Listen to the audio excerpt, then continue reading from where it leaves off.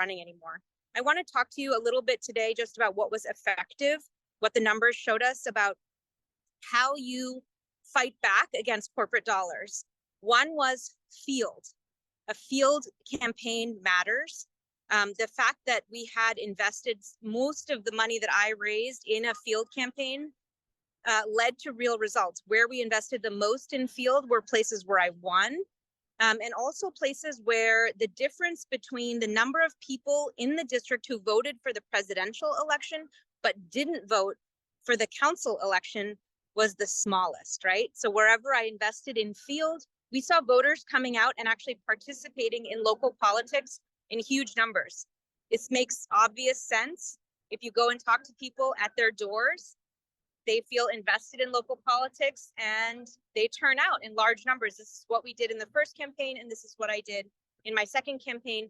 And you can see directly where our investments in voter turnout really led directly to increases in voter turnout through an effective field campaign.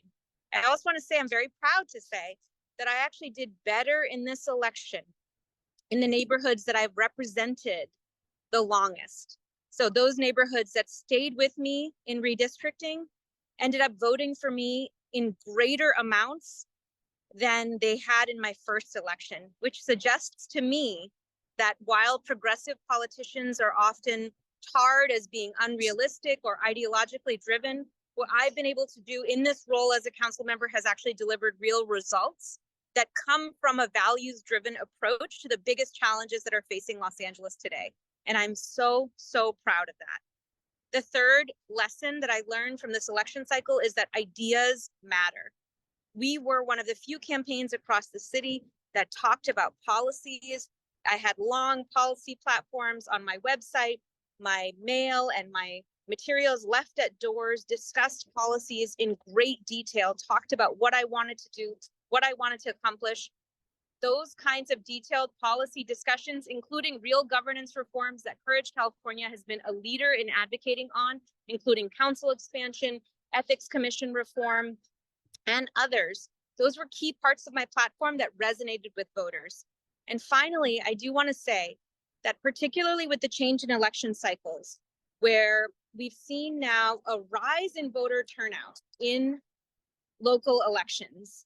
I remember after the 2016 election, there was an election which was a local election, and Measure S was on the ballot, an anti-development effort that would have really prevented us from being able to address our homelessness crisis. It was one of the first times that I got deeply, deeply engaged in local politics. I'd been engaged before, but I got deeply engaged. And I remember reading that we had 11% voter turnout in that cycle.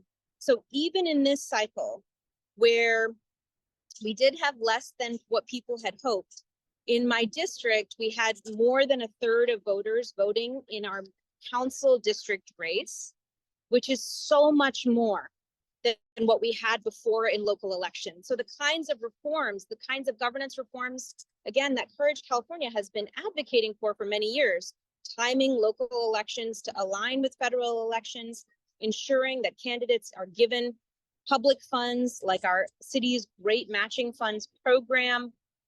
All of these things really, really mattered, and sending everyone a ballot, which was a change that came almost accidentally through COVID, that really mattered. Voter turnout at the polls was fairly limited, but huge numbers of voters, huge numbers of voters voted through their mail-in ballots, either dropping them off or putting them in the mailbox. And so to me, these are changes that are really, really valuable for us as progressive politicians, because they talk about voters who are new voters, who may not have always been engaged, but these are voters that are here for us to be able to talk to them about our values and to make sure that they're on board with what we're doing. I wanted to also thank Courage California for putting out the Progressive Voter Guide that they put out last cycle and this cycle. It comes up when you search Progressive Voter Guide. It is a third-party resource that is trusted. Courage California's name is very well regarded.